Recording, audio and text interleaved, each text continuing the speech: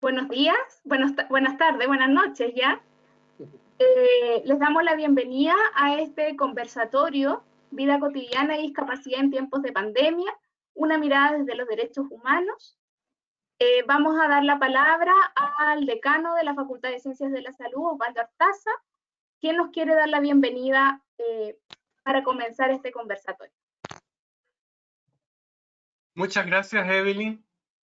A nombre de la Universidad de las Américas, de su rectora, Pilar Romallera, y de todo el cuerpo académico y de la comunidad universitaria, quiero formalmente darles la bienvenida y agradecer este seminario, dado que esta actividad se genera con el fin de visibilizar, de poner en relieve, de poder conversar sobre la situación actual frente a una crisis sanitaria sin precedentes de las personas que presentan una situación de discapacidad. En nuestro país hay un porcentaje importante de la población adulta, el 20%, que presenta algún tipo de discapacidad. El mayor porcentaje son de aquellos que presentan discapacidad, son mujeres y son adultos mayores de los grupos socioeconómicos más bajos del país, los cuales tienen severos problemas para incorporarse al sector productivo y que presentan ingresos inferiores a los grupos de población que no presentan discapacidad.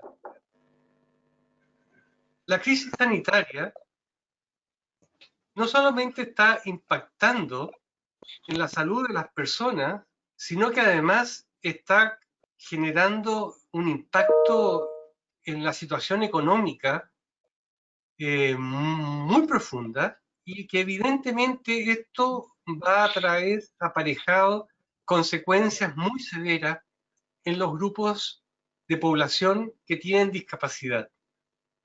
Por lo tanto, hoy día poder visualizar a un grupo tan importante de chilenas y chilenos pasa a ser una obligación desde el punto de vista de los derechos humanos, de los derechos sociales de un grupo de población tan relevante. Hoy, que en nuestro país estamos viviendo momentos dramáticos en los cuales tenemos un nivel de contagio tan elevado y estamos viviendo tan de cerca el drama de tantas familias golpeadas por personas que están falleciendo, no podemos olvidar a un grupo tan relevante de compatriotas que no solo están hoy día sufriendo hoy las consecuencias de esta pandemia, sino que van a vivir de manera muy especial el próximo tiempo. Por lo tanto, es una obligación desde una universidad que tiene un sello comunitario, que tiene una responsabilidad social y que la quiere vivir, entonces que podamos conversar sobre un tema de tanta importancia.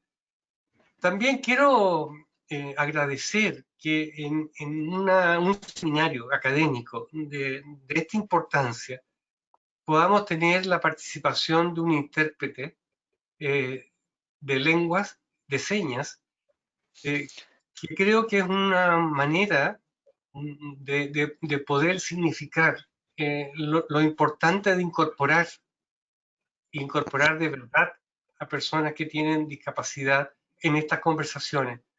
Así que, sin más, quiero dar la bienvenida, agradecer a los que están participando, agradecer a quienes van a ser partícipes de este seminario, y desearles mucho éxito. Así que un fuerte abrazo y esperamos que de esta conversación surja un compromiso más fuerte, no solo desde los ámbitos académicos, sino que de todos los ámbitos de la sociedad para un grupo tan importante de compatriotas. Un abrazo grande, que les vaya muy bien. Muchas gracias. Muchas gracias. Muchas gracias. Bueno, en este espacio el objetivo es compartir reflexiones de distintas personas que han influido en la discusión sobre los derechos humanos en personas en situación de discapacidad.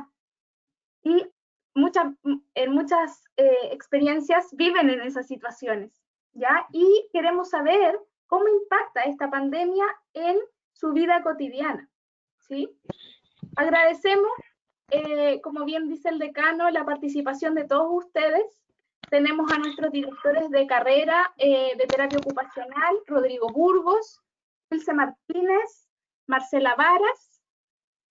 También agradecemos a los panelistas que nos van a acompañar hoy día, Richard Quinteros, ¿ya? Quien es profesor de educación diferencial con mención en discapacidad intelectual y tiene un magíster en Derecho Internacional de los Derechos Humanos de la Universidad Diego Portales. Agradecemos a Carolina Pérez, ella es comunicadora y docente de la Facultad de Medicina de la Universidad de Chile. Matías Poblete, quien es educador diferencial con mención en discapacidad intelectual de la Universidad Central, es presidente y fundador de la Fundación Chilena para la Discapacidad. También está Catherine Wallerman, quien es nuestra estudiante de terapia ocupacional de la Universidad de las Américas, de SD Concepción, y es deportista profesional paralímpica de Chile. También está con nosotros Caterina Trabuco, quien es líder de la comunidad Multiverso FI, ¿sí? Ella ha participado en múltiples investigaciones vinculadas a la salud y a la discapacidad, actualmente cursando el máster en humanización de la salud. Y a Irma, que estamos tratando de conectarnos con ella. Ella es fundadora de EduDown, no, disculpen, Down 21, Chile, ¿sí? Le agradecemos a todos ustedes su participación, ya su asistencia hoy en día, y me gustaría de alguna u otra forma dar una pequeña reflexión. Ya vimos al decano entregar unas palabras respecto a el impacto que ha tenido esta pandemia en todos nosotros, finalmente. Y desde la terapia ocupacional hablar un poco que esta pandemia ha tenido un impacto importante en nuestras praxis cotidianas. Ya ha repercutido principalmente modificando nuestros roles y también reestructurando nuestras rutinas de forma importante, provocando obviamente en nosotros que desarrollemos un esfuerzo importante por adaptarnos frente a estos cambios. Vemos también cómo esta transformación se enmarca en un contexto histórico y social, ya que impacta hoy en día el ejercicio de nuestras ocupaciones, de nuestras actividades cotidianas. Por ende también nos tensiona a evolucionar como sujetos, ¿sí? A pensar distinto, a adquirir nuestras nuevas herramientas y habilidades, permitiendo así finalmente, y esperemos que al terminar la pandemia, construir un mundo que sea diferente, ¿sí? En el caso de las personas en situación de discapacidad, vemos que este impacto en su vida cotidiana puede determinar mayores desafíos, ¿sí? Que impliquen no solo un esfuerzo personal de los sujetos, sino que un esfuerzo familiar, social, y también esta situación tensiona el rol del Estado y cómo debe, ¿sí? Tener foco en los derechos humanos de las personas en situación de discapacidad, ¿sí? Bueno, como dijo anteriormente el decano, vemos que la situación para las personas en situación de discapacidad es compleja, ¿ya? Entendiendo los determinantes sociales de la salud, aparece un mayor vínculo de las personas en situación de discapacidad con situaciones como la pobreza, también con ciertas etapas etapas de vida como la adultez mayor, ¿sí? Donde se ve que en la adultez mayor hay mayor cantidad de personas en situación de discapacidad. Y vemos que la pandemia ha repercutido de forma importante, sobre todo en los indicadores de mortalidad en ese grupo. También vemos cómo hay ciertas condiciones de salud de las personas con situación de discapacidad que de alguna forma pueden generar mayor riesgo y complicaciones graves si tienen COVID, ¿sí? Entonces hay ciertas especificaciones que hacen distinto el panorama en las personas en situación de discapacidad. Entonces, estas especificaciones implican una vulnerabilidad y exposición diferencial en este contexto de pandemia. Por lo tanto, exigen el desarrollo de políticas y programas especiales que reconozcan los derechos y reconozcan que son sujetos dignos y que también requieren de la protección del Estado. Sin más, dejo, no sé si Rodrigo quiere decir algunas palabras. Sí, muy breve. Dejar en claro que como escuela, cuando pensamos en este espacio, lo pensamos dedicado de alguna forma y reservar un espacio para las personas en situación de discapacidad y que finalmente no se transformara en un debate de un panel de expertos. Creo que hay que relevar la voz, creo que hay que dar el espacio. El Estado hoy día está al debe con la población, ¿no es cierto? Por lo tanto, vincular, ¿no es cierto?, en este espacio a personas desde distintas esferas, estudiantes, comunicadores, profesores, con una experiencia particular y darle este chance y este espacio para tensionar lo que se está viviendo, creo que me parece plausible y valorable. Así que agradezco a todos los que están colaborando de alguna forma y bueno, muy bienvenidos a participar de este espacio. Gracias, Rodrigo. Ahora pedimos a Richard Quintero que nos va a dar un marco general de la temática. Hola, Richard, ¿cómo estás?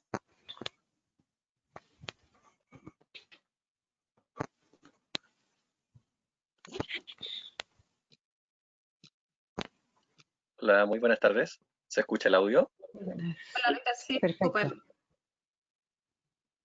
Voy a poner el tiempo acá porque si no se me va la hora. Muy bien.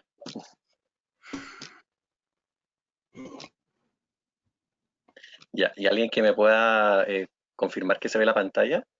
Sí. Se ve. Se ve perfecto. Súper, muchas gracias. Empezamos entonces. Bueno, primero que todo agradecer la invitación hecha por la universidad.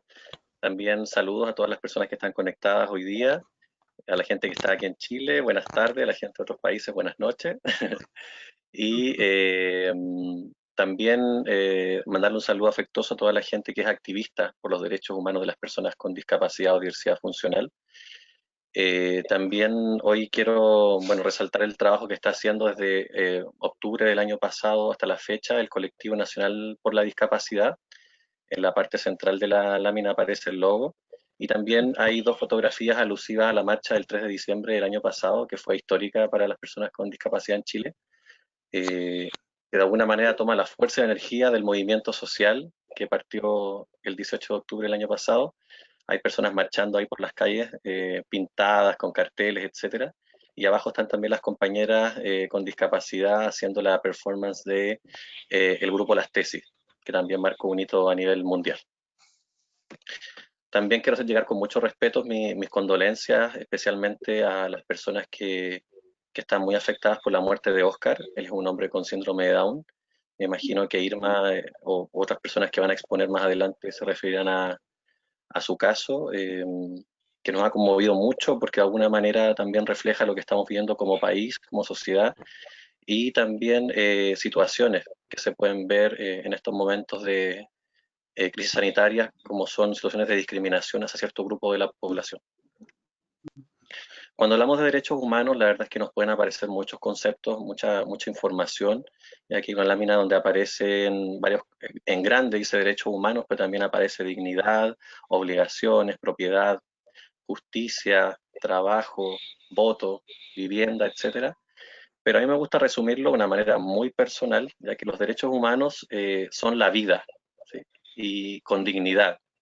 Y para eso podríamos discutir largamente qué significa tener una vida con dignidad, pero también para mí significa morir, y morir con dignidad. ¿Mm? Así que en el fondo los derechos humanos están en todos los ámbitos de la persona, desde que nacemos hasta que dejamos por lo menos esta parte de la humanidad. También puede resumir el gran concepto que son los derechos humanos en dos palabras. Por una parte, podemos hablar de libertades, o sea, son cosas que tenemos permitidas las personas para poder hacer, pero al mismo tiempo son garantías, ¿sí? Que nos protegen frente al atropello de nuestros derechos humanos, que pueden darse en diferentes ámbitos de la persona. Estas garantías entonces nos protegen, y por eso aparece la imagen de una persona con un escudo, ¿ya? Nos protegen frente a otras personas o también a instituciones. Como ustedes saben, los derechos humanos son universales, aunque tienen muchas más características, ¿no? Pero la principal es que son de todas las personas, ¿sí? Son inherentes al ser humano.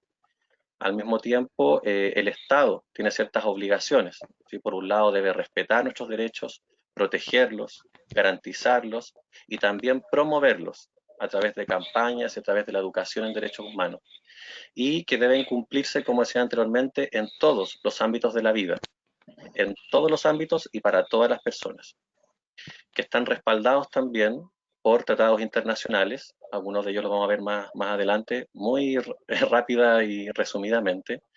También están respaldados por la Constitución, y por eso es muy importante tener una buena Constitución, una Constitución que realmente nos proteja y que estén también consideradas todas las personas que estén nombradas ahí, todas las personas, entre ellas las personas con discapacidad, y también normativas internas, ¿sí? Específicamente las leyes que tiene cada país.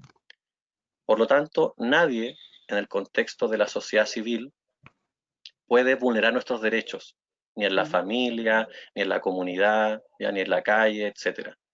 Pero por sobre todo también lo más importante es que ningún agente del Estado, ninguna institución que sea representante del gobierno o alguna instancia pública puede violar nuestros derechos humanos.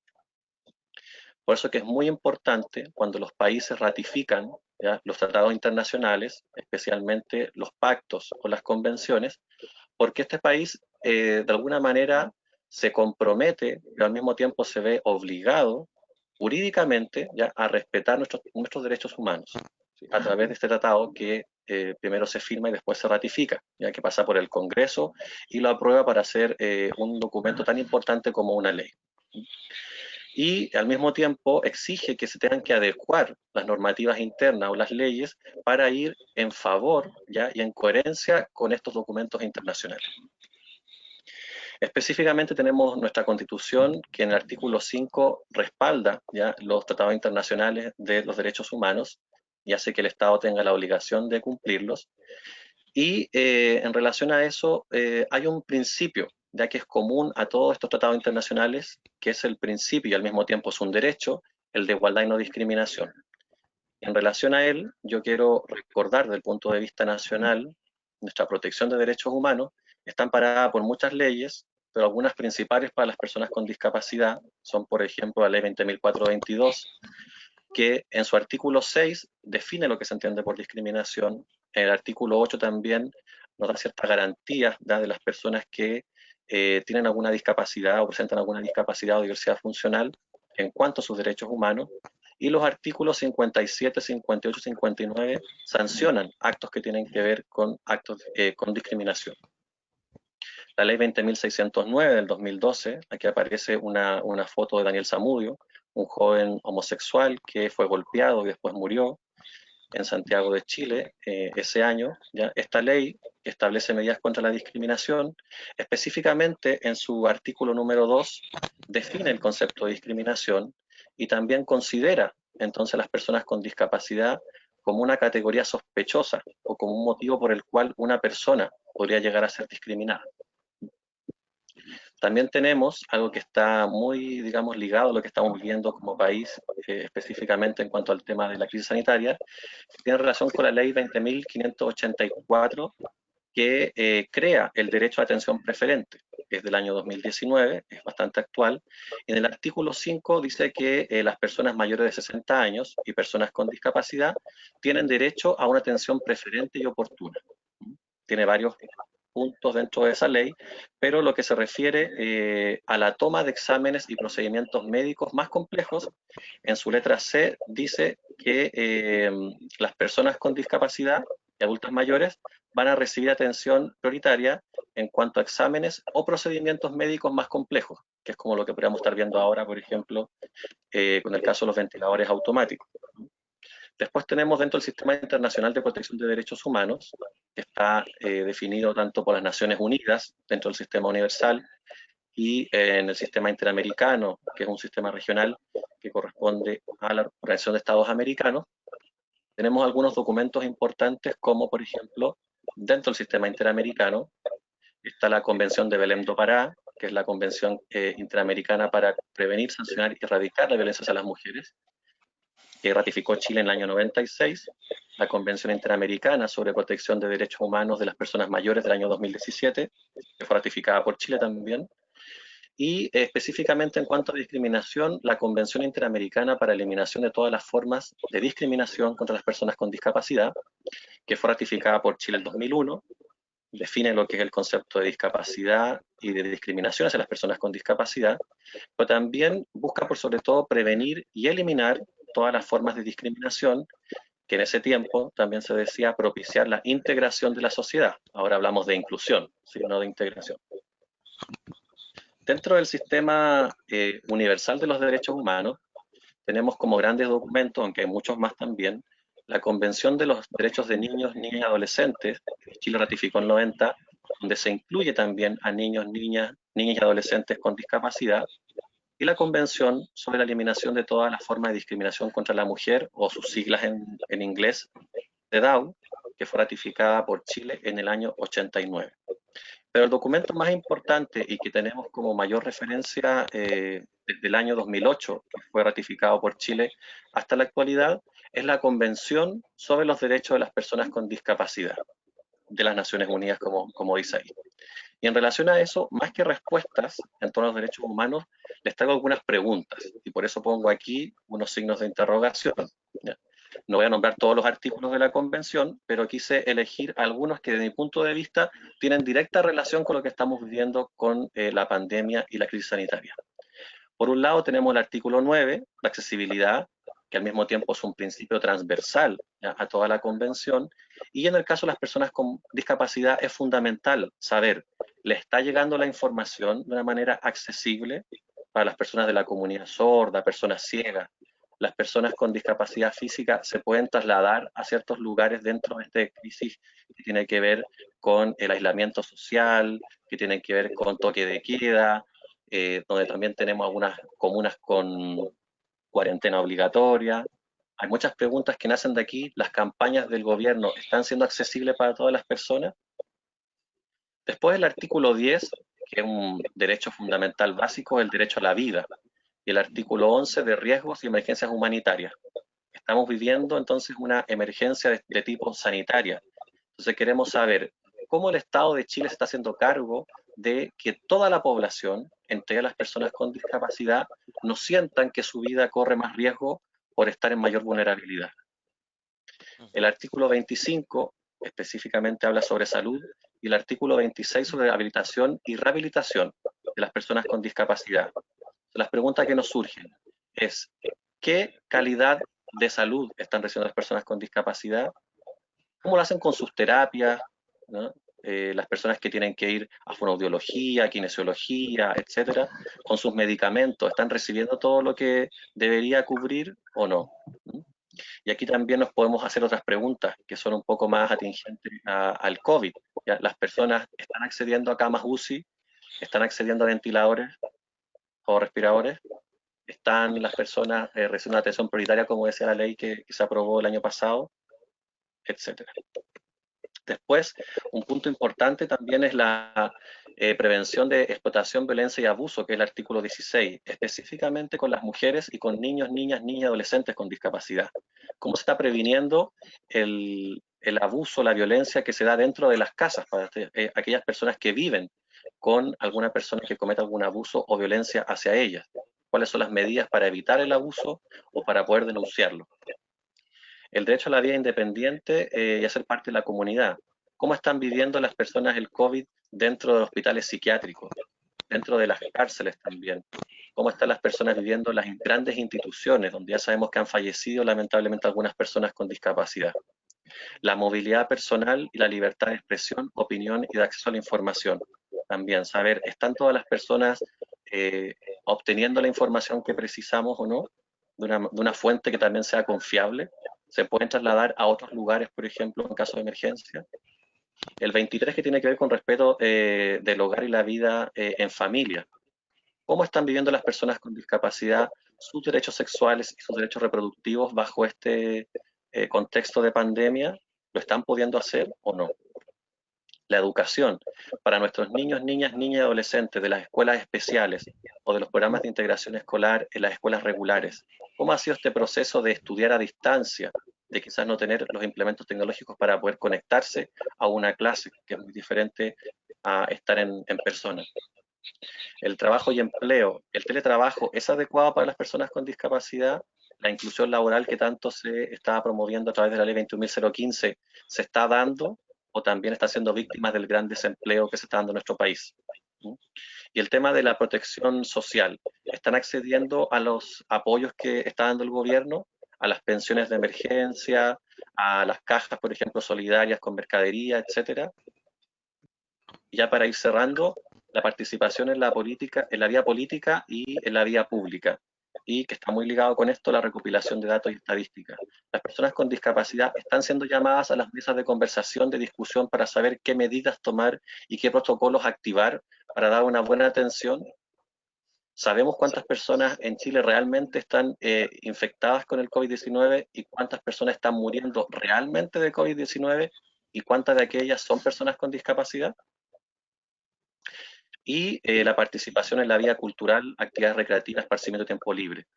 El deporte, no nos olvidemos que las personas también tienen derecho a poder distraerse. En este contexto de mucha ansiedad, de mucha angustia, también tenemos la posibilidad de acceder, pero ¿cómo hacerlo si estamos encerrados, encerradas o encerradas en nuestras casas? Y un tema que cruza entonces todo lo anterior es la interseccionalidad. Cómo aquellas personas que viven mayores vulnerabilidades, que viven mayores vulneraciones o violaciones de sus derechos humanos, que tienen por diferentes identidades mayores posibilidades de sufrir discriminación o violencia, cómo están siendo abordadas para no sentirse solas, desprotegidas y no sea demasiado tarde muchas veces para llegar en su apoyo.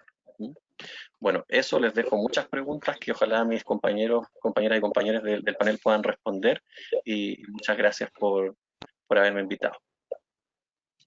Muchas gracias, Richard, por tu presentación.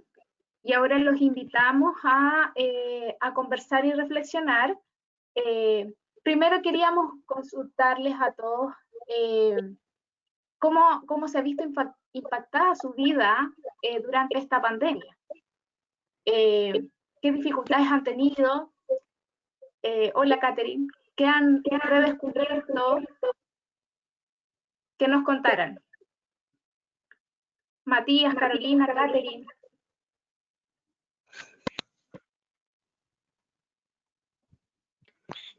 No sé quién va a comenzar. ¿Quién quiere comenzar? Dale más caro.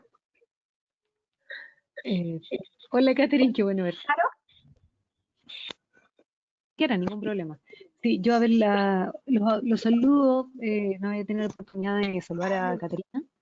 Y ahora tengo la oportunidad de saludar a Caterina, así que muchas gracias por la instancia. Voy a tomar las palabras, también estaba anotando un poco lo que mencionó Richard, que lo agradezco mucho, todas las preguntas planteadas. Lo primero es, voy a tomar una de las frases que dijo el doctor Artaza cuando conversamos, que esta es una crisis sin precedentes. Sí, absolutamente, sin precedentes. pero se veía, estábamos preparados, ¿pudimos estar preparados? Sí, perfectamente pudimos estar preparados. Perfectamente pudimos estar preparados como país, perfectamente el Estado pudo haber estado preparado. Leí la otra vez una frase que decía, podríamos haber sido Chile, qué ganas de haber sido Chile, de haber podido visualizar todo lo que estaba pasando al otro lado del planeta y haber sido lo suficientemente criteriosos para poder tomar las medidas necesarias, tanto a nivel político, social y económico, para afrontar una crisis que efectivamente es una crisis sin precedentes, pero que teníamos todas las posibilidades, tanto políticas, sociales y económicas, para poder afrontarlo. Entonces, esta es una crisis de que el Estado permitió que existiera, claramente, y es ahí donde se están violando los derechos, no solamente de las personas con discapacidad, sino que desde todas las áreas hay una violación de derechos. El Estado es efectivamente el que está violando los derechos. Entonces, y algo que siempre me ha llamado la atención es el qué va a pasar después, adelantándome un poco a la crisis de rehabilitación que va a existir después post-COVID. ¿Van a existir los elementos de rehabilitación suficientes? Se va de una vez por todas a tomar el artículo 5º de la rehabilitación de la ley 20.422, que establece normas de igualdad e inclusión social para las personas con discapacidad. Si el Estado no se hace cargo hoy día de la rehabilitación, ¿qué es lo que va a pasar después? Van a haber muchas personas secueladas de COVID que ya existen, efectivamente, y que después la rehabilitación sí se va a tomar como parte de derecho estipulado en ley y también en convención. Por otra parte, algo que me ha impactado muchísimo y que comenzó a suceder en Europa es esta decisión finalmente que toma el Estado y también parte de los espacios independientes en dejar conectar o no conectar, o sea, finalmente quien vive y quien muere con esto. Y claramente las personas con discapacidad en esto no somos prioridad. Al igual que muchísimos otros grupos, no solamente las personas con discapacidad, los adultos mayores, las personas que están privadas de libertad, el núcleo de la inclusión en general. Y es como lo mencionaba Richard, algo interseccional. Entonces, las mujeres que tenemos discapacidad, también las personas que están privadas de libertad que tienen discapacidad, los adultos mayores que tienen discapacidad, las personas que somos parte de la diversidad sexual que tenemos discapacidad, y muchísimas otras cosas más. Entonces, finalmente es un Estado que vulnera nuestros derechos al decidir por nuestras propias vidas. Algo que tiene que ver con mi experiencia personal ha sido que me imagino que muchos de ustedes pueden compartir esta opinión, que el hecho de tener una casa o un departamento, tener una cama en la cual uno pueda acostarse, el tener comida y el poder ducharse con agua caliente, hoy es un privilegio. Y eso es algo que no puede repetirse nunca más, en ninguna instancia, no solamente en temas de discapacidad, no puede repetirse, no podemos tener la fortuna, entre comillas, del que tener cosas básicas significa un privilegio. No puede ser, no podemos tener un país multimillonario como lo es Chile, porque Chile tiene mucha plata, y que se siga disparando la palabra privilegio de esta manera en la cual gozamos de cosas tan básicas. ¿Ya? Si bien hay muchísimas personas que están en situación de calle, también hay espacios en los cuales hay personas en situación de calle que están muriendo con el frío, y eso es algo que tampoco podemos permitirnos. Yo les puedo contar de mi experiencia. Yo en este minuto no estoy con mi asistente personal porque por supuesto era una fuente de riesgo de contagio muy alta para mí. Estoy con mi pareja en casa, por lo tanto ella está con teletrabajo, yo estoy con teletrabajo, pero también es un doble trabajo, que significa estar con una persona de alta dependencia y que también es tu pareja, ¿ya? Si bien hemos tenido una extraordinaria comunicación para poder llevar esto de la mejor manera, han existido momentos en los cuales me es muy difícil abordar, por ejemplo, el tema de que hay muchísimas cosas que hacer dentro de la casa y por supuesto no puedo apoyar, porque así no cuento con mi asistente personal. Entonces, ¿de qué manera puedo yo colaborar? Y aquí tiene que ver no solamente con el tema del derecho, sino que ver con mi deber. ¿Cuál es mi deber dentro de esta situación? Mi deber es, por ejemplo, que es lo que, por lo menos lo que yo hago en mi caso, y me refiero a nivel personal, yo cuido mucho mi peso. Si sé que voy a estar con otra persona, lo hago también con mi asistente personal, lógicamente, pero en temas de pandemia y sobre todo con la cantidad de tiempo que significa estar con una persona de alta dependencia, cuido mucho mi peso. ¿Qué es lo que como? ¿Cuándo lo como? ¿De qué manera me estoy hidratando? No puedo darme el lujo, porque sería un lujo, de subir de peso. No puedo hacerlo. Entonces, de esa manera yo apoyo y cuido a quien me cuida. Y eso es una alta responsabilidad que tenemos las personas con discapacidad. Desde mi punto de vista, Carolina, siento que sí. un segundo. Tu chaqueta produce un ruido. El roce de tu Perdón, audífono con la chaqueta. disculpa, ¿ahí? Sí. Sí, Dale. perfecto. Entonces siento que desde ahí esa es mi responsabilidad.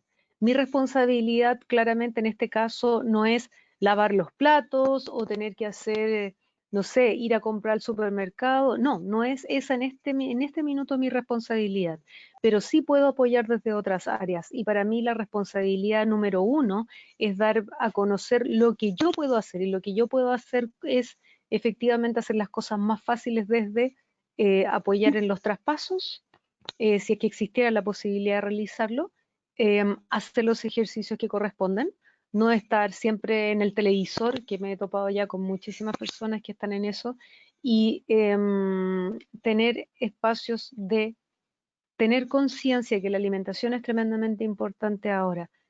No subir de peso para mí, y hablo en el caso personal, para mí ha sido muy importante para que mi pareja no se dañe la espalda, no tenga problemas físicos, etcétera. Entonces, tenemos responsabilidad, sí, y mucha, y en la parte política también.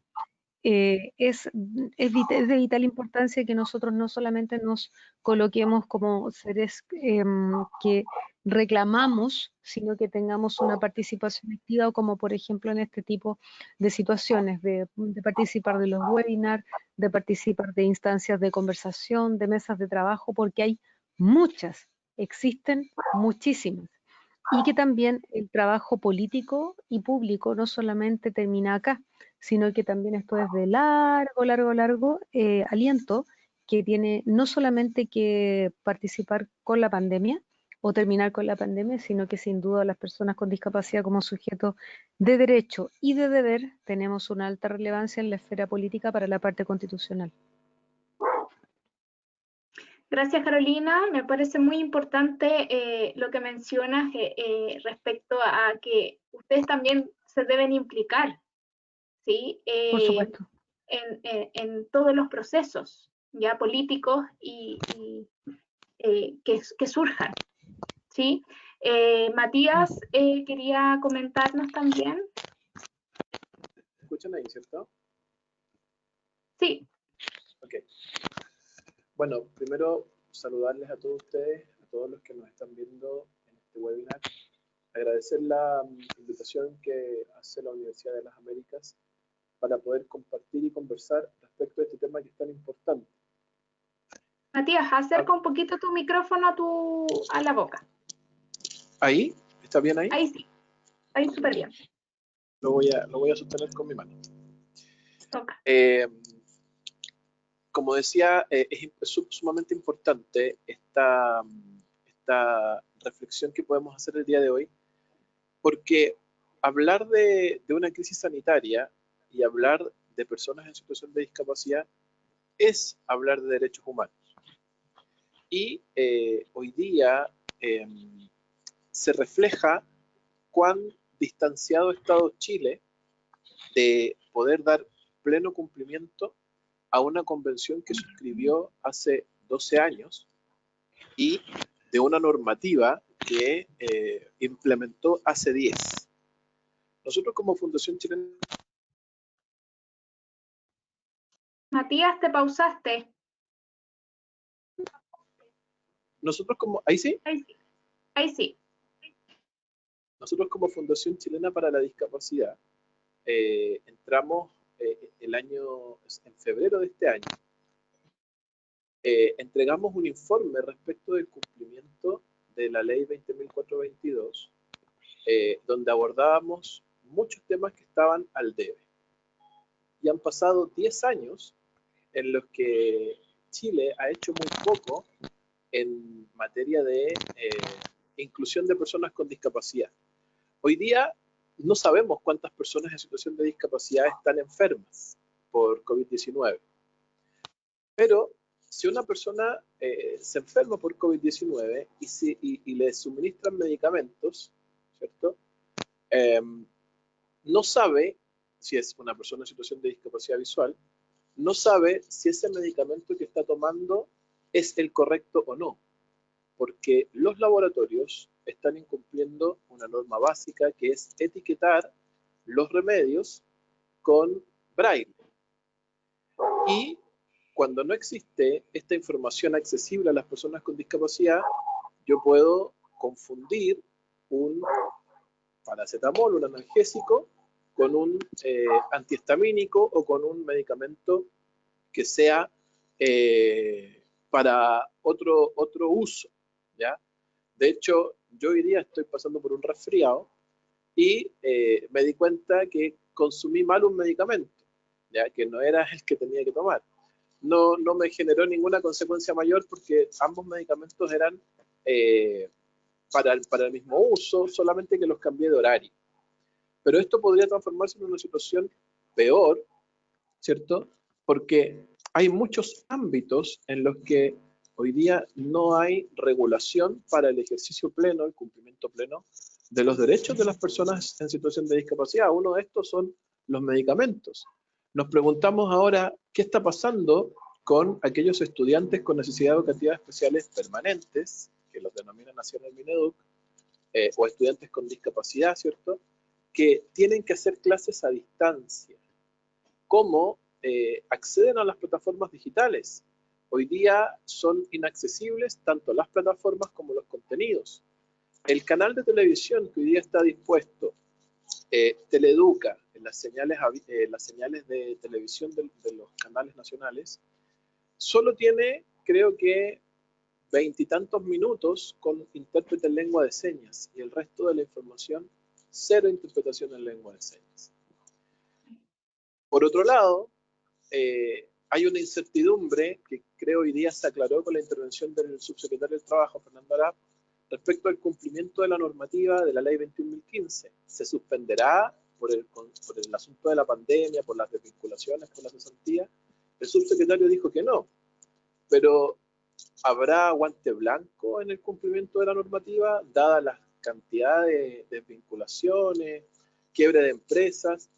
No lo sabemos. Y si existiera así, sea declarado o sea tácito, ¿de qué manera eso va a afectar a los procesos de inclusión de personas en situación de discapacidad?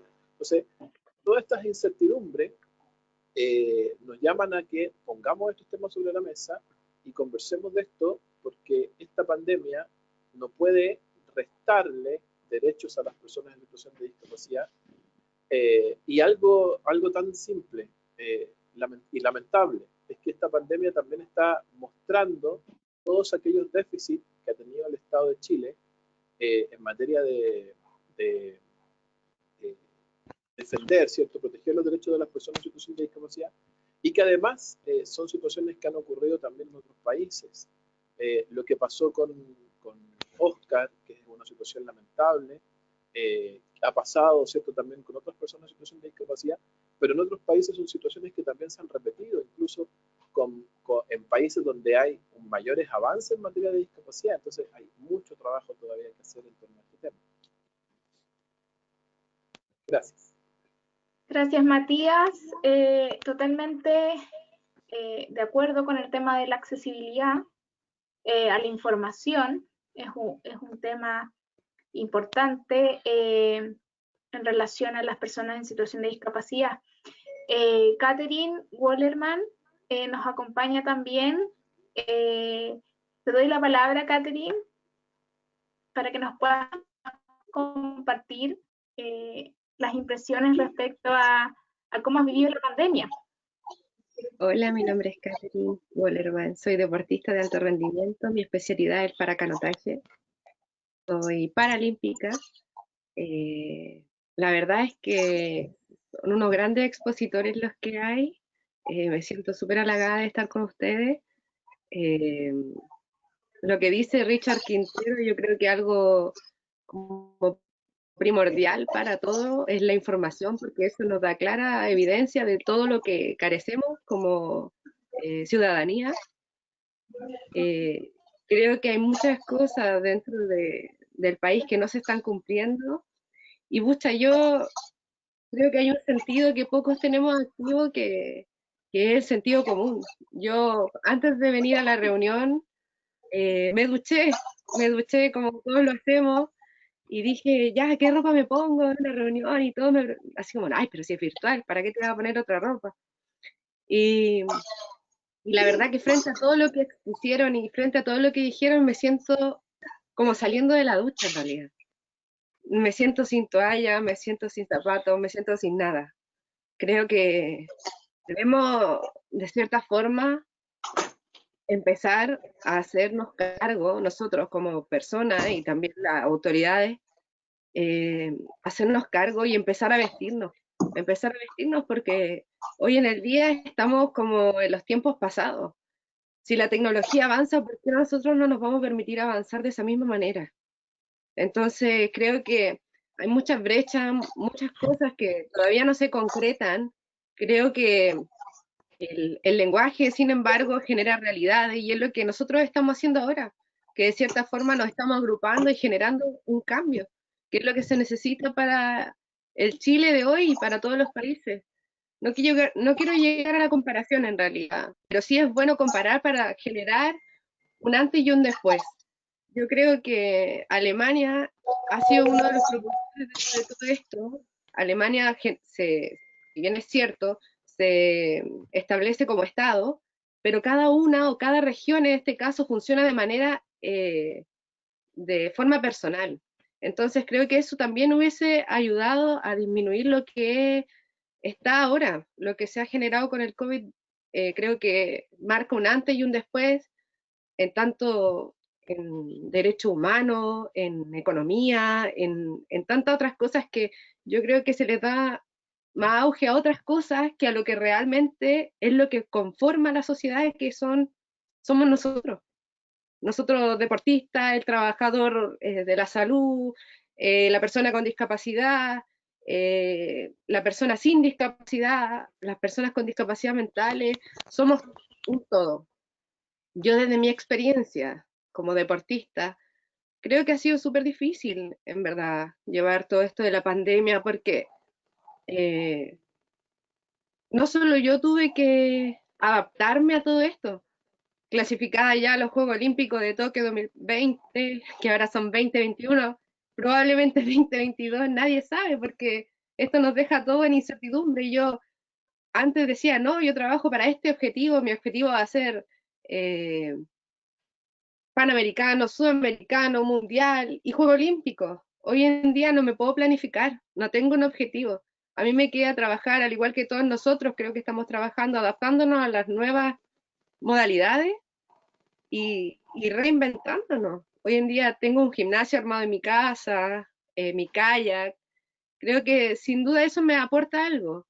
Nada me va a devolver el contacto con la naturaleza, que eso es como lo principal dentro de mi disciplina, pero creo que esta pandemia, sin duda alguna, nos da la oportunidad a los más malos para ser mejores, sin lugar a dudas, porque finalmente de estas cosas el ser humano se reinventa. De estas cosas aprendemos que esto mueve esto. Y finalmente eso es lo que nos impulsa el día a día.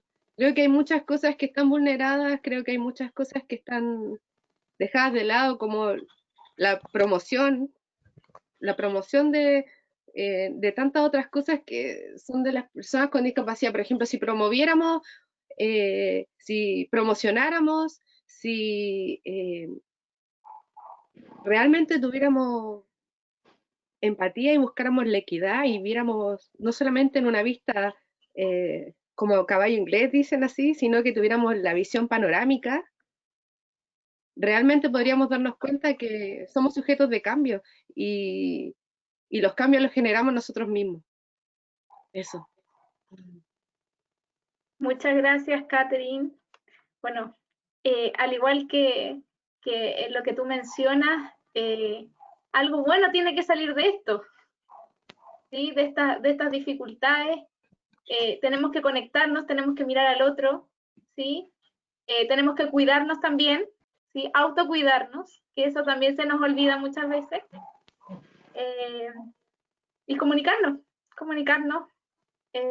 mirar al otro. Caterina, tú querías comentar también algo. Vale, muchas gracias. Primero quería dar gracias a la Universidad de las Américas por haberme invitado a participar, y aquí a todos mis compañeros presentes por estar aquí también siendo un vehículo, ¿no?, de voz para gestar información. Y a raíz de eso, justamente, lo que es información, quería un poco yo comentar. Bueno, yo lo que veo en esto es evidentemente una crisis profunda, no tan solo de COVID, sino que esto se va realizando una grieta mayor, ¿no?, que provoca una resistencia de algunas personas, de poblaciones, al cambio, y otras personas también son parte de gestar, de co-construir estos neoparadigmas, porque claramente no nos vamos a poder quedar como estamos antes. Creo que es una gran oportunidad, yo lo veo como una gran oportunidad y lo veo así como una suerte de viaje subterráneo, ¿no?, de conocer las profundidades, así como las cloacas, donde también uno aprende, es una instancia de aprendizaje profundo, de reflexión. Y en eso yo pienso que se puede gestar una nueva cultura. Y ahí es donde yo personalmente estoy realizando como mi misión dentro de las personas en situación de discapacidad, ya que yo misma soy una persona en situación de discapacidad, pero a su vez tengo una discapacidad invisible, es como otra categoría dentro de las discapacidades, porque tengo una enfermedad rara, y entonces trabajo con comunidades con enfermedades raras dentro de mi comunidad Multiverso FI y la FEMPOF. Entonces ahí se gestan también otros movimientos, que son personas con una situación de salud que está completamente desconocida y aislada, más aún una gran mayoría tiene situación de discapacidad. Entonces, bueno, ahí se ha vuelto primordial el hecho de gestar una cultura, una autoeducación, una autogestión, y como hablaba Carolina Pérez, ahí es como uno tiene que ser muy proactivo en buscar información, en gestar como red de apoyo, momentos para poder divulgar esta información y esta fuente, para así también poder generar esta red de apoyo y también poder un poco, dentro de todo este movimiento, tener lo básico. Hay muchas personas que están teniendo muchas dificultades, por ejemplo, en lo que son medicamentos, obtenerlos, obviamente las terapias, etcétera, y también lo base, ya que eso ni siquiera está incorporado dentro de los sistemas. O sea, nosotros muchos no tenemos ni siquiera un código, entonces tampoco somos presentes dentro de los sistemas, más aún es como una doble o a veces triple o más, en el fondo, discriminación. Entonces, mi granito de arena ha sido ese aporte de gestar información, de realizar también talleres para poder autogestionar primero las emociones, autoeducarse, autoinformarse, pero de buena fuente, porque por redes sociales corre mucha información a veces muy inadecuada. Y también aquí uno se activa en lo que es tu ser más creativo. Entonces, con las herramientas que uno ha adquirido durante la vida, es como ese foco donde se enciende la creatividad, y en el momento más oscuro, entonces tú empiezas a ampliarte y vas viendo hacia dónde puedes gestar y desarrollar caminos. Se te cierra uno, bueno, abres otro, y así. Pero debo decir que personalmente hay mucha sobrecarga, o sea, es decir, yo soy madre, vivo independiente, requiero de la ayuda de mis familiares, sin embargo mis familiares están también en situaciones de aislamiento, entonces ahí empiezan a implicarse las redes de apoyo, amistades, y se genera todo un movimiento. No es fácil, es muy complejo, y también, bueno, en lo que es las ocupaciones, ¿no? Si bien he tenido que readaptarme constantemente, un poco ya una persona con una enfermedad poco frecuente, una enfermedad rara, una situación de discapacidad, generalmente tiene como una especie de entrenamiento en el desarrollo de habilidades de sobreponerte a la incertidumbre. Es decir, como hay una suerte de resiliencia in situ.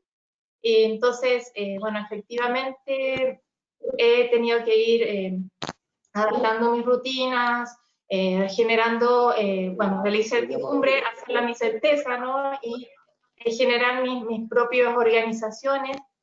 Evidentemente mi sueño se ha visto un poco afectado, algo desequilibrado, ocionada, mucha sobrecarga. Y personalmente, porque aquí también hablamos de nuestras vidas, yo, por ejemplo, se supone que yo no debiera pasar mucho estrés, entonces a mí se me activa mi sistema disautonómico, otras cosas, entonces he tenido que pasar también a tener habilidades para realizar mi actividad literalmente en horizontal y de cabeza. Entonces, bueno, es así, lamentablemente, claro, yo creo que como país estamos muy lejos de poder tomar una conciencia plena de esto. Creo que hay que gestar esta cultura poco a poco, ir educándonos, sobre todo en estas instancias de universidad, educar a las personas que no tienen discapacidad, educar a los docentes, a los académicos, y son instancias que pueden ir gestando poco a poco estos grandes cambios hacia el futuro. No lo veo rápido, pero sí lo veo que es una gran oportunidad para ir gestando cultura y parar un poco con los supuestos, los prejuicios, los estigmas, y empezar a vivenciarnos, a aceptarnos, a vivirnos en diversidad. O sea, nadie es igual a nadie. Claramente somos seres humanos y necesitamos la equidad, ¿no? Como derecho, pero de que todos somos distintos, somos todos distintos. Hay que empezar a ese diálogo y que se transforme luego en acciones. Es un poco mi aporte de lo que yo he realizado por ahora y lo que podría compartir aquí en esta ocasión. Gracias, Caterina. Es importante reconocer estas dificultades, o la importancia de las redes de apoyo ¿sí? En este proceso, y que finalmente se han visto, ha visto un impacto, digamos, en el relacionamiento físico, finalmente, porque hablamos de distanciamiento social, pero finalmente es distanciamiento físico, y de repente las personas en situación de discapacidad requieren ese apoyo físico, ¿sí? Entonces, se problematiza un poco el tema de las redes de apoyo en estas circunstancias, ¿sí? Tenemos a Irma por fin, ahora la presento bien. Querida Carolina, hola, ¿cómo estás, amiga querida? ¿Cómo están todos? Irma Iglesias, la presento porque no la puede presentar bien. Ella es presidenta y fundadora de Down 21 Chile, ¿ya? Es presidenta de la Federación Iberoamericana de Síndrome de Down, miembro consultivo de la Red Iberoamericana de Expertos de la ONU. Damos la palabra a Irma, qué bueno que se conectó. Bueno, primero quiero agradecer esta invitación de la Universidad de las Américas, principalmente agradecer a Marcela, que llevamos mucho tiempo trabajando juntas, realizando seminarios internacionales y haciendo varias cosillas en favor de la inclusión y la igualdad de oportunidades. Bueno, yo estaba escuchando atentamente lo que ustedes decían, y la verdad es que rescato de que siempre en tiempos de crisis, porque estamos en una crisis, a mí hay un libro que me gusta mucho y ha marcado mi vida, que me lo regaló mi padre cuando yo tenía 11 años, se llamaba El Cándido, de Voltaire. Y trata de un tremendo terremoto que hubo en Portugal y quedó todo en el suelo. Y él sale de los escombros, no queda nada, y dijo, bueno, esto será para algo bueno.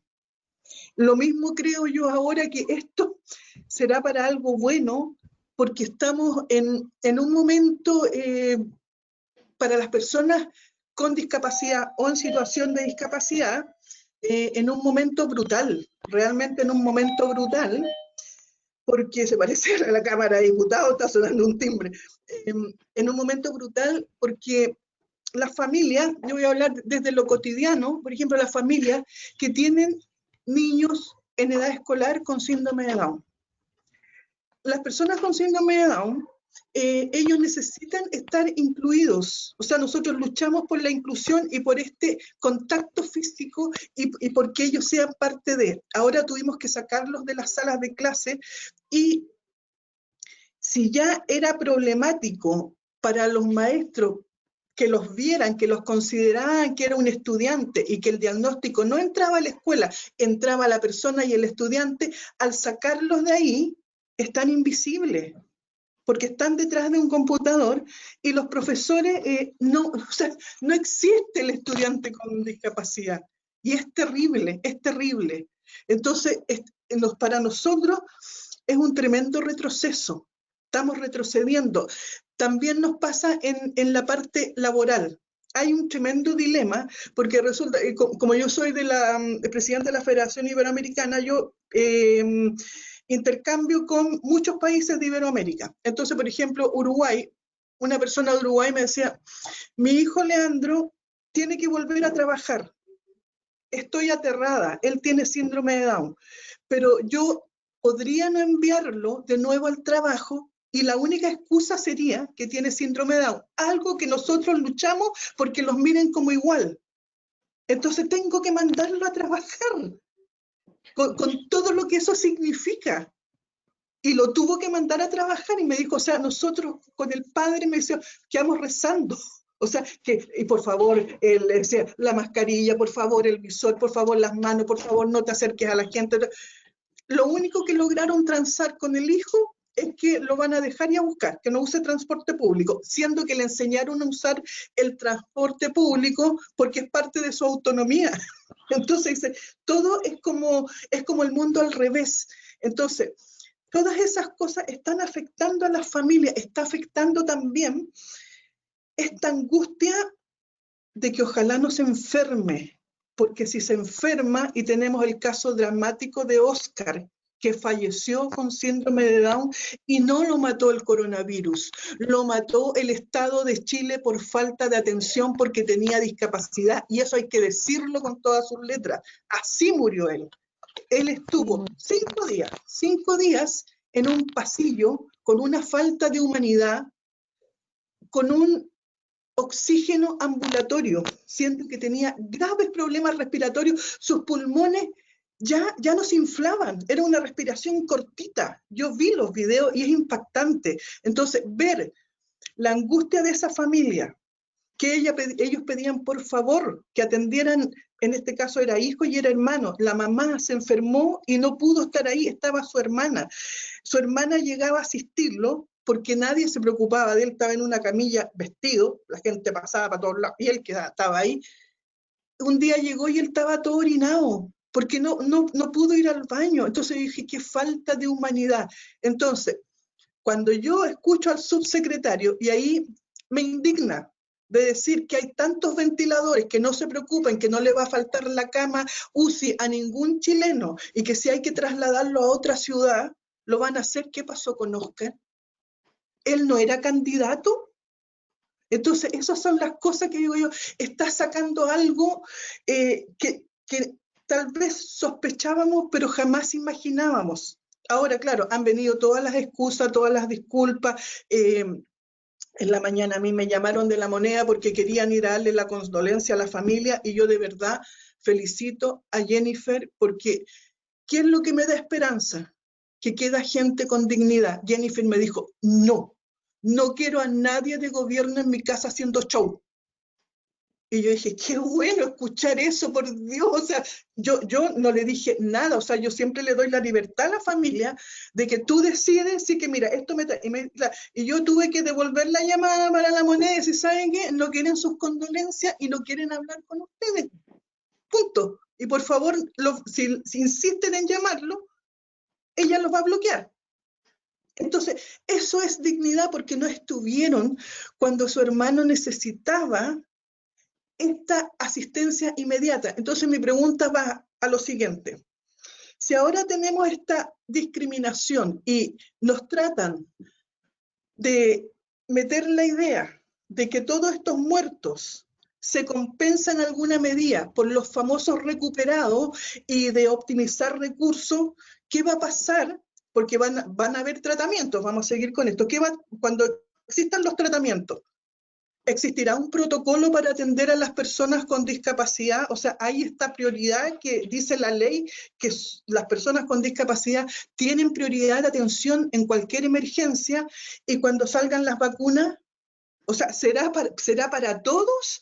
O como pasó con la vacuna y la influenza, porque yo ya me he puesto muy mal pensada, porque la vacuna y la influenza no fue para todos. O sea, hay muchas personas que no tenían vacuna porque los consultorios no estaban vacunando.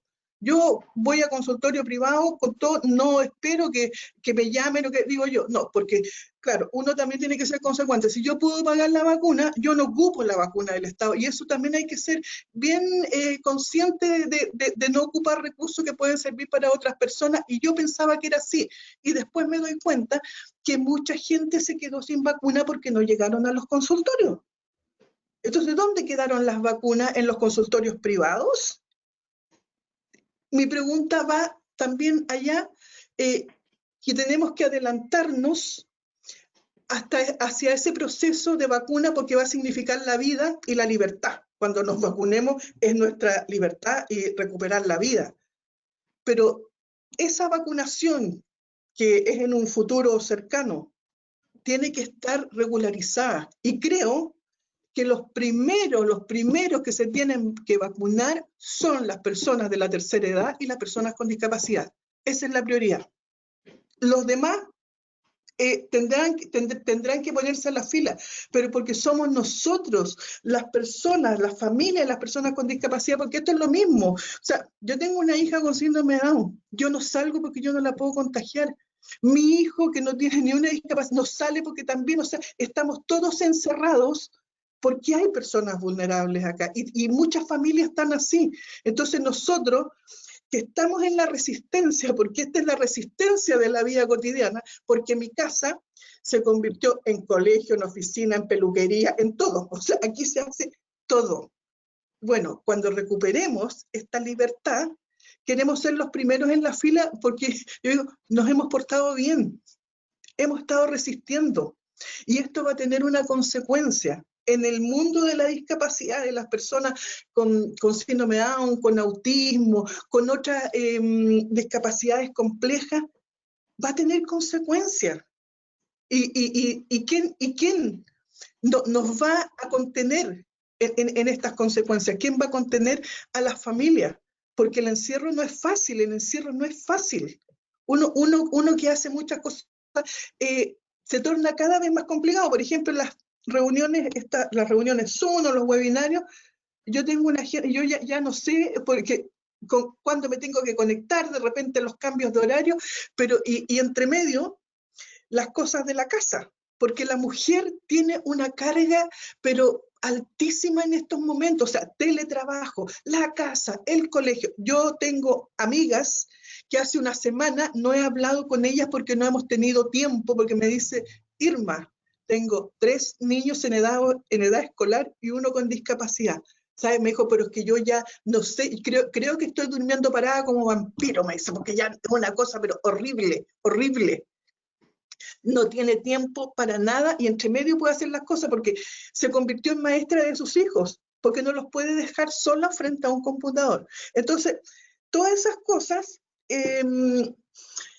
nos están en alguna medida demostrando que sí somos capaces de resistir. Yo siempre pienso en algo, yo pienso cuando me dicen, oye, mira, o de nuevo cuarentena, porque cuando cuarentena, yo estoy en Viña del Mar, y en Viña del Mar yo gritaba, aplaudía por fin cuarentena, y me dice, pero ¿cómo va a estar encerrado? Ana Fran estuvo 2 años.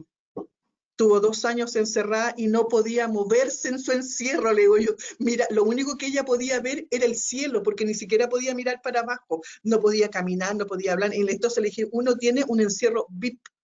Entonces, cuando uno empieza a hacer esas comparaciones, digo yo, claro, uno tiene que solamente resistir y que todos salgamos fortalecidos y no perder todo lo que hemos avanzado en materia de discapacidad, pero creo que cuando esto termine y salgamos, muchas cosas van a tener que cambiar,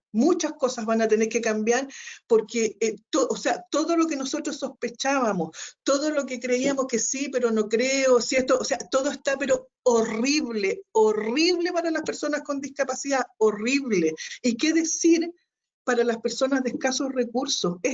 Todo es terrorífico, todo, o sea, hay una cantidad de pobreza. Dentro de esa pobreza hay niños con discapacidad y que están totalmente abandonados, que no tienen un computador, que no tienen una conexión a internet, pero a nadie se le ocurre, y ese niño, ¿cómo está estudiando? ¿El gobierno los ha ido a ver? O sea, ¿por qué no ponen, no sé, como yo vi en Colombia, una estación de radio, y por radio una profesora dictaba las clases y con lápiz y papel estaban en clase? O sea, no, en cambio tienen estas plataformas de internet que la verdad es que yo no sé si algo aprenderán los estudiantes. La verdad que yo, para mí, este año en el colegio he perdido. Y bueno, no me den la palabra porque yo hablo mucho, yo voy a seguir hablando. Pero, muchas gracias, Irma. Muchas sí, gracias, o sea, por eso es lo que yo puedo aportar, y gracias a todos ustedes por verlos y que nos podamos abrazar nuevamente. Sí, y como tú dices, ojalá tengamos un aprendizaje de esto, no puede volver a ser lo mismo, ¿sí? Exactamente. Voy a dar espacio en este momento para preguntas del público, ¿ya? Para que podamos, o también de los otros participantes, para que podamos compartir. No sé si, creo que Marcela tenía unas preguntas.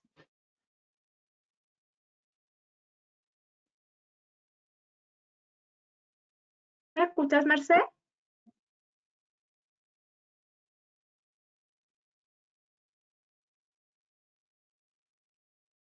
¿Marcela? No. ¿Ahí sí?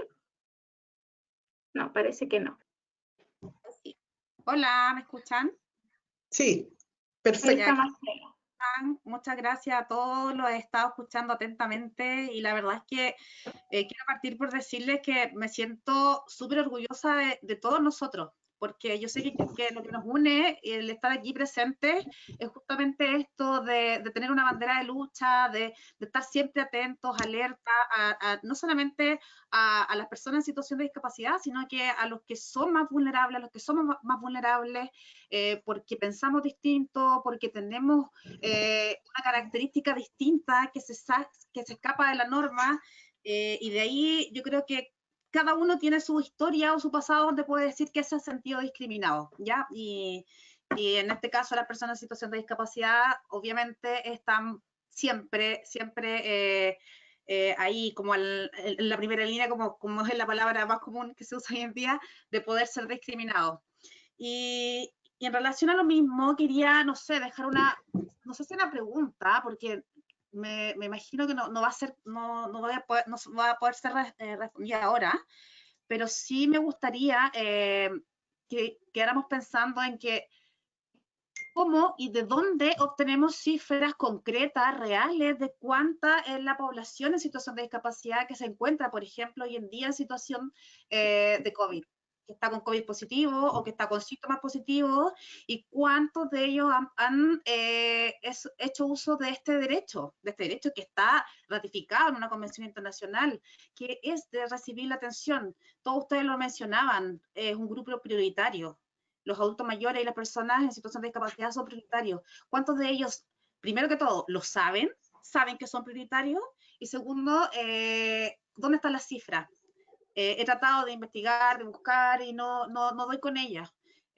No sé si hoy en día es fácil, le resulta fácil a cualquier ciudadano chileno creer en lo que se presenta día a día, cifras de fallecidos, cifras de contagiados, y con mayor razón resulta mucho más difícil saber qué pasa con las personas en situación de discapacidad. Yo creo que si no tenemos datos concretos, datos reales y duros, es difícil que podamos ni siquiera plantearnos o proponer alguna política pública que pudiese responder a las necesidades de las personas en situación de discapacidad.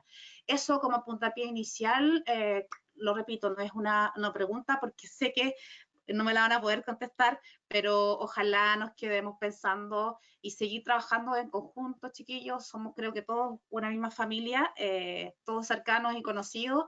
Estoy súper orgullosa, creo que este webinar ha sido un éxito. Tenemos una calidad impresionante de panelistas y nada más que agradecer y seguir trabajando. Gracias, Marcela, por la invitación. Marcela. Gracias, Marcela. Llegó una pregunta del público para Irma principalmente, pero puede ser extensible al resto de los expositores. Dice, ¿qué clase de cambios a nivel escolar universitario consideras que son necesarios post pandemia? En este caso, para las personas en situación de discapacidad. Bueno, creo que el cambio, el Ministerio de Educación lo tiene clarísimo, algo que nosotros le estamos diciendo hace mucho tiempo, que tiene que existir una priorización en el currículum. Y ahora se han visto obligados a hacerlo porque hay mucho contenido que no sirve para nada o casi nada. O sea, y pasan muchas horas en el colegio aprendiendo nada. Se necesita un currículum con un diseño universal para el aprendizaje, pero con contenidos que sirvan realmente para ser aplicados en la vida cotidiana de acuerdo a la realidad y contexto de cada región. Y eso es lo que están tratando de hacer ahora desde el Mineduc, pero eso es el futuro, una priorización de contenidos que sean realmente relevantes. O sea, en el colegio se estudia una cantidad de cosas que no sirven para nada y se pierde. O sea, hay otras cosas que pueden aprender los estudiantes a desarrollar. Hay arte, hay música, hay muchas otras cosas que desarrollan las mismas habilidades intelectuales. Entonces creo que se tienen que replantear toda la educación con esta pandemia, porque ahora se dan cuenta cuando les tienen que enviar los contenidos o hacer una clase online, los profesores en realidad ven que, o sea, y esto, o sea, ¿cómo lo hago? En cambio, si antes hubiese existido esta priorización de contenido, la química se puede enseñar en la cocina, los cambios de la materia, o sea, todo eso se puede aplicar a la vida cotidiana y, bueno, el aprendizaje en base a proyectos es la manera como uno aprende, o sea, nosotros aprendemos lo que nos emociona. Esa sería la respuesta. Gracias, Irma. Richard también tenía un comentario. Richard y después Caterina. ¿Te parece, Caterina? Me lo había pedido. Richard. Sí, no me voy a ver, pero me estoy escuchando, ¿cierto? Te estás escuchando, perfecto. Sí. Sí, yo creo que, bueno, algo que dije o no dije muy rápidamente al principio de mi presentación, y es que de alguna manera el COVID-19 nos ha venido a evidenciar aún más cosas que muchas personas ya teníamos claras, ¿no? O sea, desde octubre del año pasado en Chile, para muchas personas la realidad les reventó en la cara, siendo que esa es la realidad que han vivido muchas familias siempre. Y sumémosle después el estallido, movimiento, revolución social, que yo le digo varios nombres, sumémosle el COVID también ahora. Entonces, hay muchas personas que nos enteramos hace muchos meses, hace muchos años, ya sabemos lo que está pasando acá en este país. No necesitamos que venga una pandemia o que venga un movimiento social a decirnos lo que está pasando, porque la gente lo vive en el día a día, en el cotidiano, ¿sí? Yo soy profesor, entonces no puedo también no desligarme de mi diario vivir, y yo soy un profesor que ahora funciona por internet y no me gusta, ¿sí? Yo trabajo con personas adultas, son jóvenes, universitarios, universitarias, pero la verdad es que aún así yo estudié esta vocación para poder trabajar con personas directamente, no a través de una pantalla. Por lo tanto, no trabajo en escuela, pero sí veo a mis colegas cómo se están esforzando al máximo, muchas, no sé otras, porque yo hablo de gente que me rodea siempre, usando mucho la creatividad, aprendiendo a usar la tecnología que antes no la sabían usar, porque también ha sido un gran desafío aprender a usar el teléfono, el computador, la gente que ahora valora tener un plan de teléfono o una conexión a internet en la casa, que antes le pasaba como algo muy habitual. Pero al mismo tiempo veo su preocupación por aquellas familias que no están llegando. Tengo amigas de escuelas especiales que sacan fotocopias, que imprimen cosas, y las familias no están llegando a la escuela a buscar el material. Exacto. Porque ni siquiera pueden salir de su casa, ¿sí? Y tampoco tienen un teléfono, no saben cómo usar el teléfono, sus estudiantes no tienen posibilidades por diferentes situaciones de usar la tecnología, que no digo que no puedan aprender o hacerlo, porque sí lo pueden aprender. Tengo muchos compañeros y compañeras que ahora son expertos en Zoom, por ejemplo, y hasta antes de la pandemia no tenían idea. Entonces, pero al mismo tiempo nos viene a mostrar otra realidad, lo que decía Irma, o sea, las personas que están encerradas en sus casas trabajando a distancia, que no pueden educar al mismo tiempo a sus niñeces y adolescencias, ¿ya? Y también tomar nuevamente el valor de la escuela, el valor que tiene, pero al mismo tiempo replantearnos la esencia de la escuela. ¿Son guarderías las escuelas? ¿Son Exacto. lugares de repetición de conocimiento? ¿Son lugares de alimentación solamente, como decían algunas personas? ¿O realmente están formando otros seres humanos autónomos? Porque también tiene que ver con eso, ¿no? Con que yo te entrego herramientas para que tú elijas en la vida, no para que reproduzca lo que yo te enseñé. Entonces también aquí el cuestionamiento es a las familias, es a la docencia en general, en cualquiera de los niveles educativos. Yo me pregunto cómo trabaja la gente que está en educación parvularia con sus estudiantes, ¿ya? O las salas cunas, ¿ya? De familias que necesitaban las salas cunas para poder salir a trabajar. Y al mismo tiempo, mis estudiantes que también tienen que ponerse a prueba de cómo usar la tecnología para sentirse cerca. Así que creo que el desafío es transversal. Y qué decir de las autoridades, que realmente muchas veces desaparecen para que las escuelas hagan lo que se les ocurra hacer, porque no reciben lineamientos, no reciben instrucciones precisas. Por ahí nos hablaba Catherine de Alemania, ¿cierto? Que cada estado funciona a su pinta. Bueno, aquí yo te podría decir que a veces cada escuela funciona a su pinta, porque no tiene una coordinación, porque quizá ni siquiera de la cabeza superior, que sería en este caso el ministerio, tampoco la tiene. Entonces hay gente que desaparece y no responde ni correos ni teléfono porque no sabe qué decir. Entonces, también ahí yo he apelado mucho a la empatía mutua de personas, de familias hacia docentes, docentes, estudiantes a familias. Tratemos de entendernos todos porque estamos en una situación crítica. Y no sé si realmente, como también decía Irma, sacar un año escolar adelante sea el primer objetivo en este momento, si hay gente que no tiene que comer. Gracias, Richard. Caterina también quería decir algo para que vayamos terminando. Ok. Correspondiente a esta materia, yo creo que es muy importante justamente esta oportunidad que hay, ¿no? de este cambio. Yo creo que es importante desde la primera infancia empezar a aprender los aprendizajes, sobre todo de las habilidades blandas de cada persona, para generar, gestionar lo que se llama como un talento de la capacidad que cada uno tenga y posea. Y con eso también una participación social, activa, multicultural, aprendiendo y gestionando las emociones desde el autocuidado, y obviamente cada vez con mayores desafíos, según también en la etapa del ciclo vital, porque todo eso va a aportar a que después, en las edades más adultas o jóvenes, tú puedas gestionar la información de buena manera. Si no posees esas habilidades como iniciales, tampoco vas a poder tener una participación social adecuada, no vas a tener ni siquiera como en tu chip, que tú tienes que buscar la información, y todo eso también de la empatía, de generar en el fondo un lenguaje con un otro de manera horizontalizada, equilibrada, sin estos prejuicios y diferencias. Y por eso yo creo que es muy importante, por sobre todo el cambio de la educación debe ser un cambio efectivamente de no replicar materias, de no tener que competencias por notas, de no tener simplemente un recurso o una forma de educar. Los aprendizajes son múltiples, hay múltiples inteligencias, múltiples tipos de aprendizaje, y aquí se basan está basado en una educación formal que está muy encuadrada en algo muy lógico, matemático y competitivo.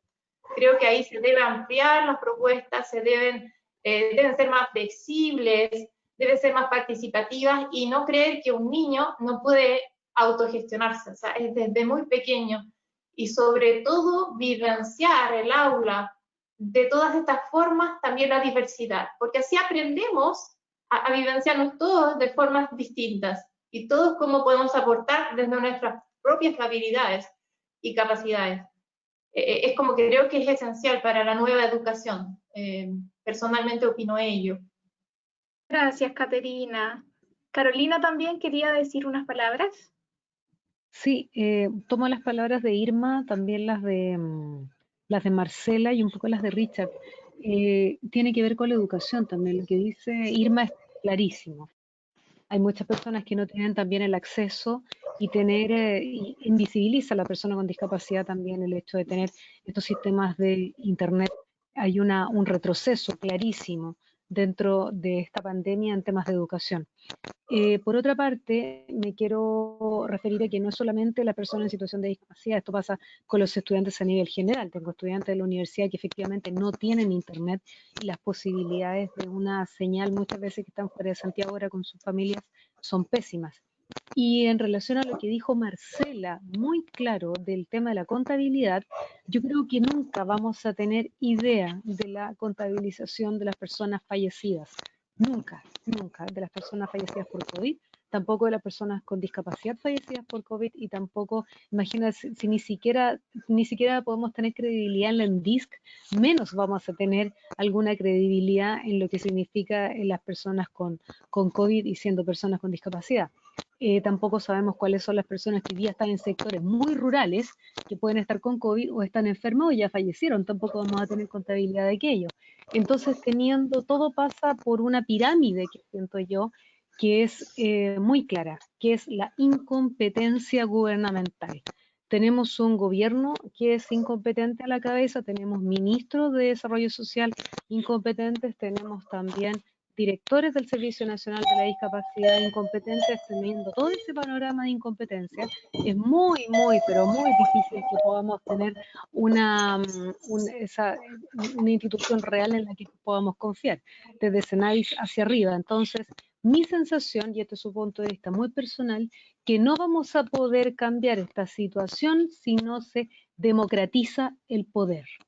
El problema que tenemos es el poder grande que tiene una sola persona a la cabeza de un servicio, el poder grande que tiene una sola persona a cargo del ministerio, el poder que tiene una sola persona sobre el... Hay que democratizar eso, y mientras no se democratice y no se transparenten las cosas, es muy difícil que esto pueda avanzar. Y por último, creo que hoy, más que nunca, queda al debe lo que existe con las personas con discapacidad, pero más allá, también queda al debe lo que las personas con discapacidad necesitamos movilizar, que eso significa, por ejemplo, de una vez, porque tenemos todas las posibilidades de realizar una demanda a la Corte Interamericana de Derechos Humanos por un incumplimiento de una convención. Entonces, eso sí hay que trabajarlo, y creo que es la oportunidad, porque esto ya quedó evidenciado de que no da el ancho el Estado de Chile para cumplir con sus responsabilidades. Gracias, Carolina. Catherine, te pido un favor, vamos a dejar a Matías, que se tiene que retirar, para despedirse, y volvemos contigo. ¿Te parece? Matías. ¿No tienes audio, Matías?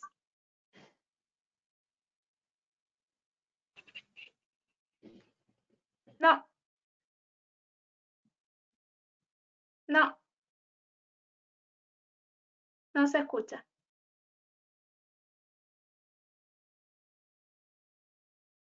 ¿Ahora? Ahora sí. Ahora sí, perdón. Sí, decía que pedía las disculpas, pero tengo una entrevista de radio y tengo que darla 7:15 para las 8. así que por eso les pido las disculpas, me voy a tener que retirar. Bueno, hay una incompetencia, ciertamente, en cuanto a lo que tiene que ver con la atención a los derechos de las personas en situación de discapacidad, pero considero que hay que tener una visión más amplia y de no culpar solo a un gobierno, ¿ya? Y quiero dar solamente algunos datos. Históricamente, el Servicio Nacional de la Discapacidad nunca, desde su existencia del año 2010, nunca ha superado en su presupuesto el 50% del presupuesto que tiene la Teletón, ¿ya?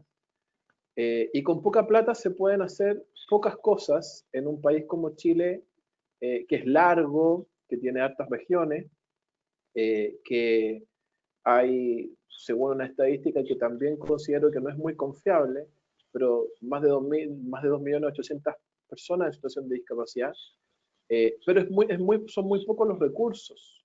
Senadis con 157 trabajadores, me parece, es poco lo que se puede hacer, pero esa es la institucionalidad que Chile ha tenido desde que existe el Senadis. Y desde antes, cuando existía el Fonadis, era más pequeña y tenía menos atribuciones. Era solo un fondo. Hoy día, con más atribuciones, sí se han hecho más cosas insuficientes, estoy de acuerdo con eso, pero es un problema del Estado de Chile y que ha transcurrido a lo largo de la historia, ¿ya? Entonces, es necesario modificar aquello, ¿ya? Es necesario que exista una institucionalidad en materia de discapacidad que sea más firme, que sea más sólida, que no sea un león sin dientes, porque también, por ejemplo, todos dicen, ¿por qué Senadis no fiscaliza? Y Senadis no tiene facultades para fiscalizar, la ley no se las otorga, ¿ya? ¿Por qué Senadis no hace aquí si no puede hacerlo? Porque no tiene facultad. Entonces todo eso hay que cambiarlo para que tengamos un servicio más sólido, tengamos un órgano público, ¿cierto? Que más allá de buscar ser un referente técnico, que eso es lo que generalmente busca el Senado, y yo lo considero algo bastante precario, dejémosle esa lógica de ser un referente técnico a una ONG, a un centro de investigación, pero ser un referente técnico es muy poco para lo que Chile necesita en materia de inclusión y de acceso a personas en situación de discapacidad. Ahora, hablamos de la exclusión educativa, con esto de las plataformas y todo lo demás. La Universidad Diego Portales en el 2014 hizo un informe de derechos humanos en el que me tocó participar, y ahí ya estábamos hablando con una ley de inclusión como la 20.422, ya existían los programas de integración escolar, se estaba hablando ya de la implementación del diseño universal de aprendizaje, pero aún así era evidente que persistía la segregación educativa. Ya existía, o sea, ya se estaba hablando de aquello. Entonces, como decía adelante, esta pandemia está sacando a la luz lo que siempre ha pasado, ¿ya? Los estudiantes en situación de discapacidad que están en las escuelas regulares generalmente no son incluidos. Son parte de los programas de integración escolar, pero no son incluidos. Y lo digo porque yo fui un estudiante de colegio municipalizado, también estuve en colegios particulares subvencionados, en programas de integración escolar, sin ser realmente incluido. O sea, muchas horas de clase, de jornada escolar completa, las pasé en una sala de computación, solo, haciendo nada.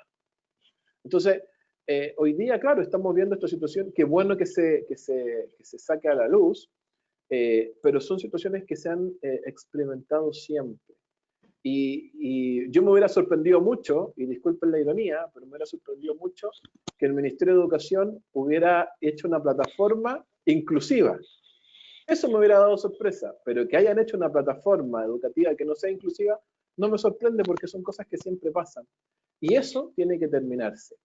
No tenemos que conformarnos con que esas cosas siempre sucedan, pero tiene que acabarse. Y la única forma para que eso se acabe es que las personas en situación de discapacidad tomen protagonismo, las organizaciones de la sociedad civil tomen protagonismo. Yo no entiendo por qué el Ministerio de la Mujer nunca ha tenido un hombre como ministro, ¿cierto? Pero el Servicio Nacional de la Discapacidad nunca ha tenido una persona con discapacidad como director. Eso es impresentable. Que personas en situación de discapacidad se presenten a cargos de alta dirección pública relacionados con la temática y no queden seleccionados. Entonces, no puede seguir sucediendo aquello. Y eso obviamente genera, el hecho de que las personas con discapacidad no tengan representatividad, genera que estén afuera de todas las decisiones de política pública que generalmente se toman. Muchas gracias a todos, gracias por haberme invitado y por escucharme, que estén súper. Muchas gracias, Matías. Muchas gracias por asistir, muchas gracias por compartir tus reflexiones. Y damos el pase a Catherine. Debido a la hora, ya sería la última intervención. Hay una pregunta del público también, no sé si entre medio de tu reflexión puedes comentarla, que tiene que ver con cómo visibilizarse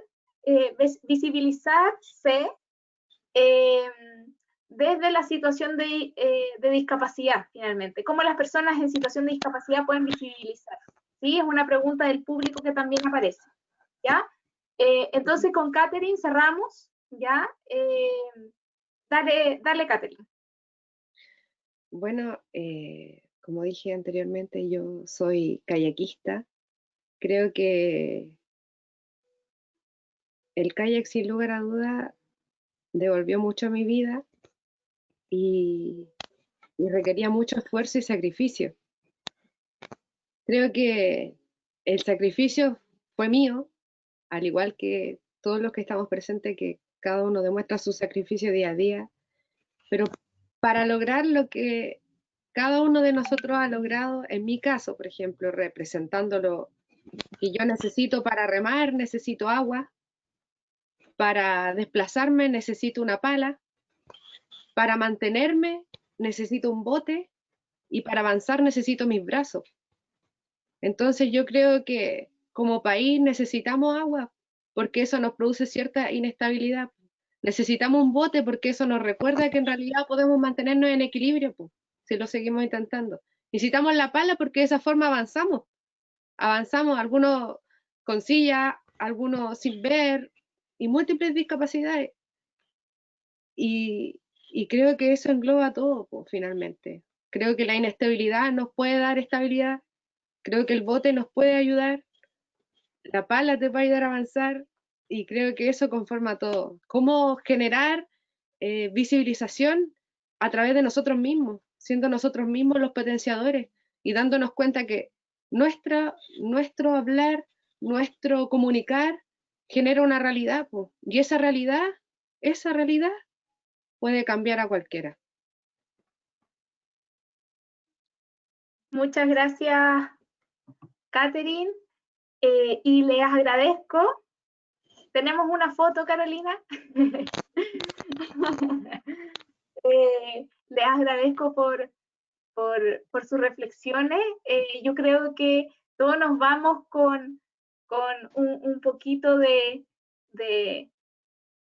cosas en la cabeza, de problematizaciones en la cabeza, sí, que es importante continuar desarrollando nuestros espacios de participación.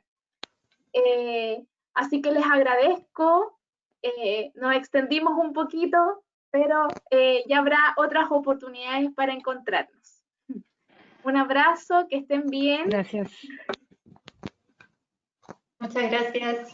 Gracias por la invitación. Gracias, chiquillos, a todos ustedes. Cuídense, por favor. Salgamos de esta. Chao. Chao. Gracias, Evelyn. Muchas gracias.